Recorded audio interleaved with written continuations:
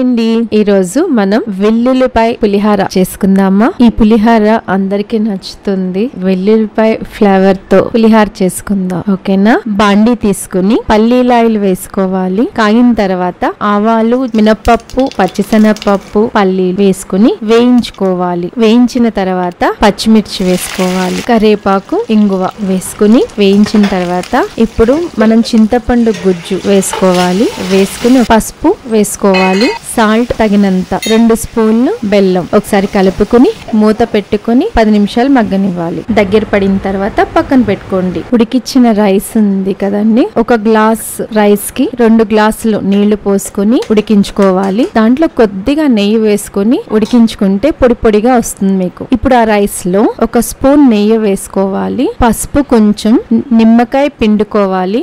Rice పులుపుదనం ఉంటుంది. కరివేపాకు వేసుకోవాలి, కలుపుకోవాలి.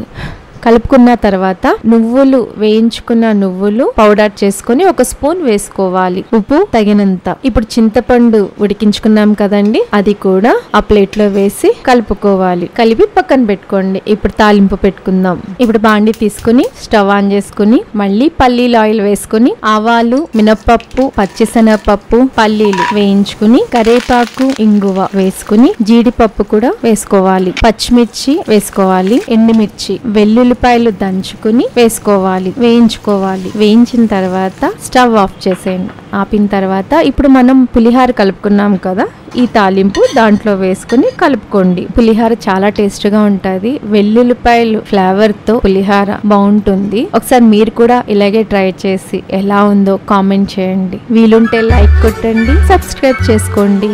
Thank you.